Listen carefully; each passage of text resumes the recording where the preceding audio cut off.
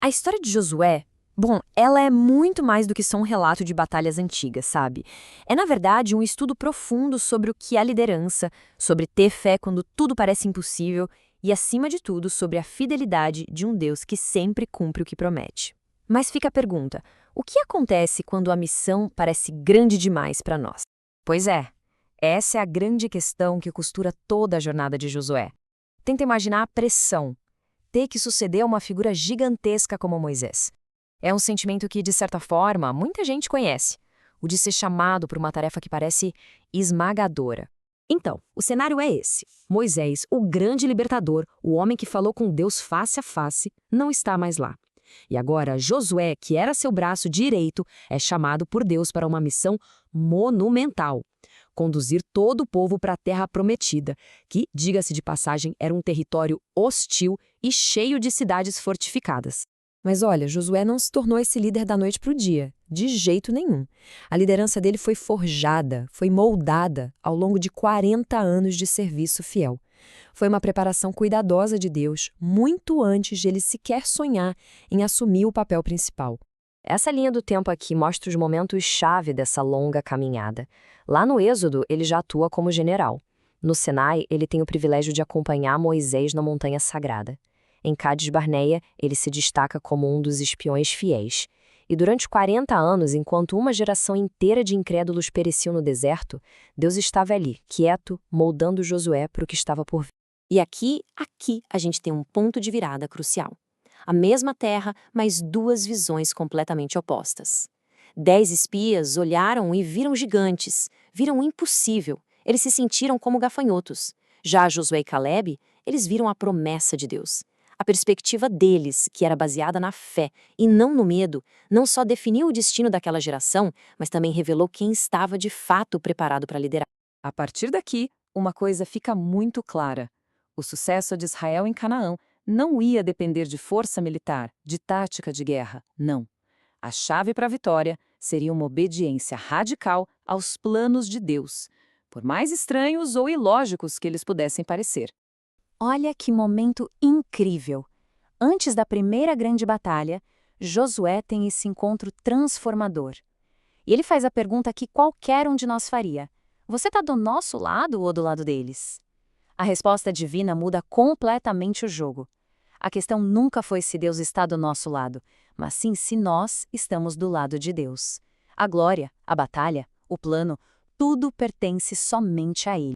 E que plano, hein? Para conquistar a cidade mais fortificada de Canaã, Deus não dá uma estratégia militar. Ele prescreve um ato de adoração e de confiança pura. Nada de espadas desembainhadas ou escadas de cerco. Apenas passos de obediência, silêncio e, no final, o som de trombetas. A exigência era uma só: confiança absoluta no plano de Deus. E o ponto crucial é esse. Depois de obedecer a um plano que desafiava toda a lógica humana, o resultado foi simples, poderoso e inegavelmente divino. As muralhas simplesmente vieram abaixo. O contraste com a batalha seguinte na cidade de Ai é gritante. Em Jericó, a obediência total levou a uma vitória que só podia vir de Deus. Já em Ai, o pecado escondido de uma única pessoa levou o exército todo a uma derrota humilhante. A lição não podia ser mais clara. A vitória de Israel estava diretamente ligada à sua fidelidade e não à sua própria força. Agora a gente precisa entrar na parte que talvez seja a mais desafiadora do livro para muitos leitores: a ordem divina para a conquista de Canaã. Essa é uma pergunta honesta e é uma pergunta difícil, porque um Deus que é justo ordenaria algo assim.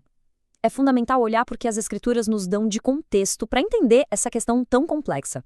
Então, vamos analisar esses pontos. Primeiro, não era uma guerra étnica, mas um juízo divino sobre uma cultura que tinha chegado a um nível extremo de corrupção moral, que incluía até o sacrifício de crianças. Segundo, a linguagem de destruição total era um tipo de hipérbole, uma força de expressão comum em relatos de guerra daquela época. Terceiro, e muito importante, foi um evento histórico único, não um modelo para ser seguido. E por fim, a porta da misericórdia esteve aberta, como a gente vê na história de Raabe e de outros que se voltaram para Deus. Depois de anos de batalhas, de dividir a terra, a gente chega ao fim da vida de Josué. E ele reúne a nação uma última vez.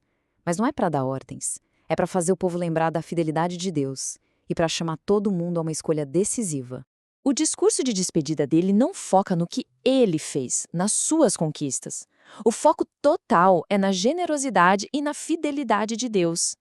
A ideia é: a lembrança da graça de Deus no passado é o que deve nos motivar ao compromisso no futuro. E aí que ele faz essa declaração icônica. Perceba que não é uma imposição, é um convite e, ao mesmo tempo, um testemunho pessoal. Diante de todas as opções, de todos os deuses, Josué declara a escolha dele de forma pública, definitiva.